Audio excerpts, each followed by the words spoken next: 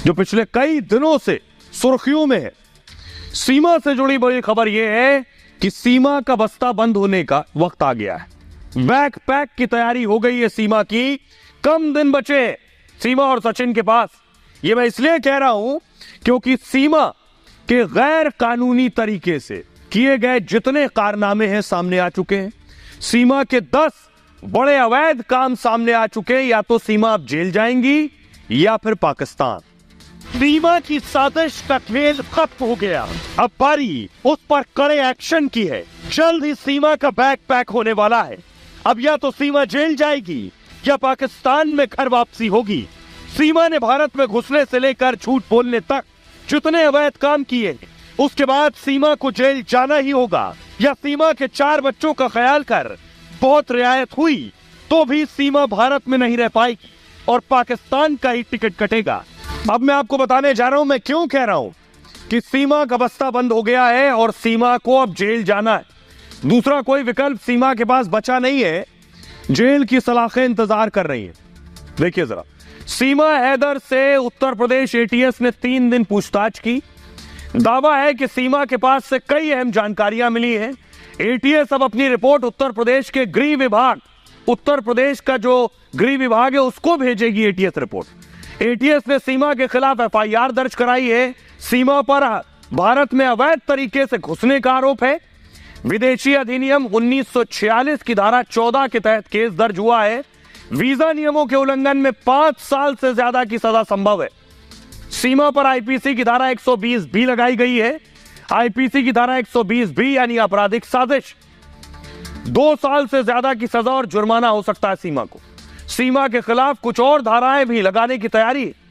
सीमा के पास से 3 आधार कार्ड मिले। जांच में पाया गया कि छेड़छाड़ करके आधार बनाए गए हैं। सरकारी दस्तावेजों से छेड़छाड़ का केस भी सीमा पर दर्ज हो सकता है।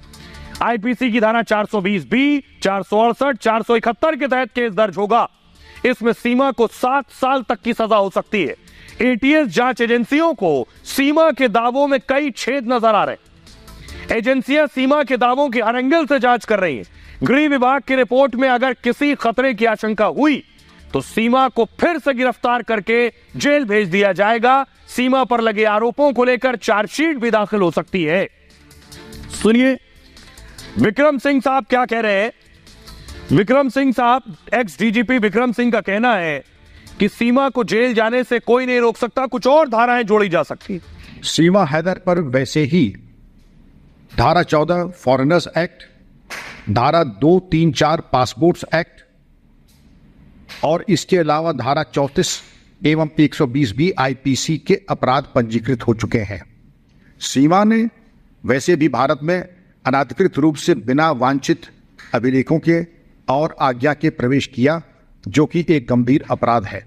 इन तमाम चीज़ों के मद्देनज़र अगर और तथ्य प्रकाश में आते हैं और प्रथम दृष्टया कोई साक्ष्य होता है तो अन्य धाराएं बढ़ सकती हैं, जैसे यूएपीए भी बढ़ सकती है अगर राष्ट्र विरोधी कोई गतिविधियां प्रकाश में आती हैं। लेकिन पहले विवेचना को उस स्तर तक जाना होगा, उस गहराई तक जाना होगा जिससे कि ये धाराएं बढ़ा जाने का कोई औचित्य हो।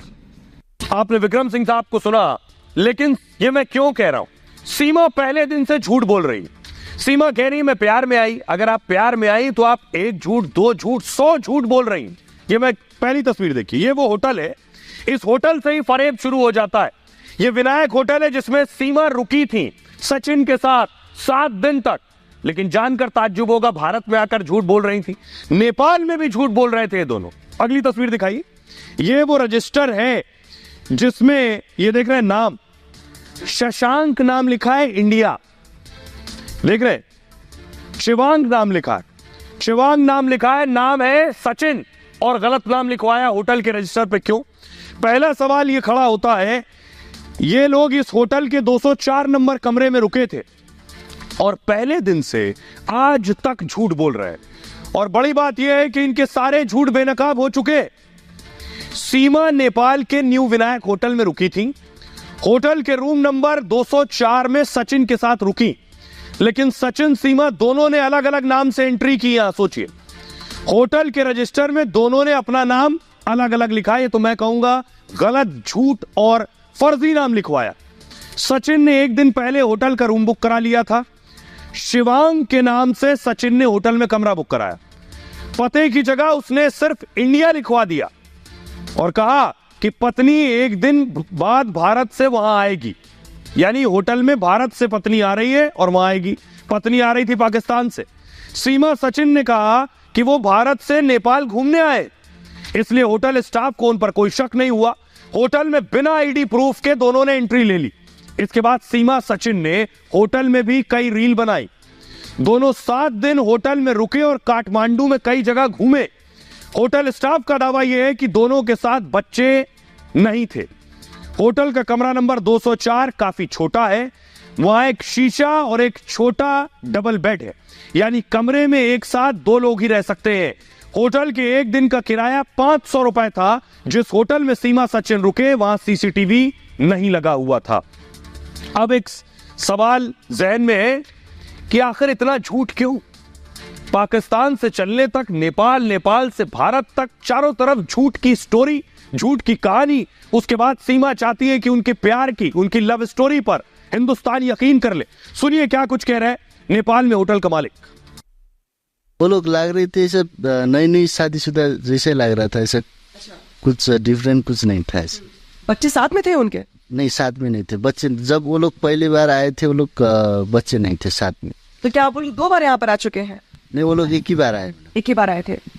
पहले सचिन आए। पहले सचिन आए, ठीक। रूम बुक करवाया। तो दूसरे दिन वो लड़की आई। तो उसके बाद तो वो लोग 1 हफ्ते तक बैठे। तो बाद में लड़की चला गया, फिर सचिन चला गया। अच्छा, पहले फिर सीमा चली गई, फिर सचिन चला गया।